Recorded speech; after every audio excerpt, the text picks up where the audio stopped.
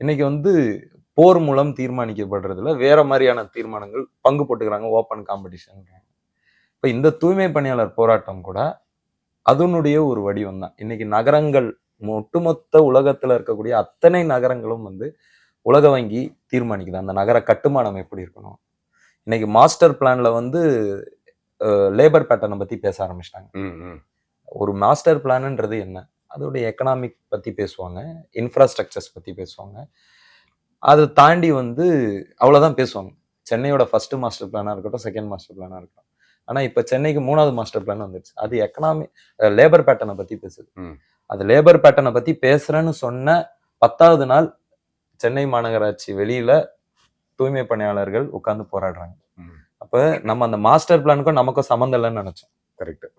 ஆனா அது எப்படி சம்மந்தப்படுத்துது? திடீர்னு ஒரு தீர்மானம் நிறைவேற்றப்படுது. மாமன்ற கூட்டத்துல நாங்க 2 ஜோனை வந்து நாங்க தனியார் மயப்படுத்துறோம். அப்ப இது எல்லாத்தையும் நீங்க கனெக்டடா தான் பார்க்கணும். ஓகே. அப்ப இந்தியா மாதிரியான நகரங்கள்ல, இந்தியாவுல இருக்கக்கூடிய அத்தனை பெருநகரங்களையும் ஆசிய வளர்ச்சி வங்கி தீர்மானிக்கும். இப்ப இங்க சென்னைக்கும் அதுதான்.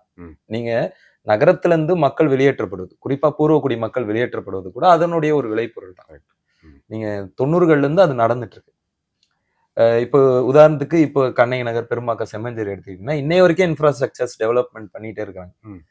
நம்ம கண்ணு எதிர்க்க தெரிஞ்ச ஒரு அநீதி. மக்கள் போய் குடிபெயர்ந்து 20 ஆண்டுகள் ஆகிட்ட பின்னரும் இன்னைக்கும் நாங்க அந்த நகரத்தை வந்து அந்த மக்களுக்காக சரி பண்ணிட்டு இருக்கோம் அப்படின்னு அரசே சொல்லுது.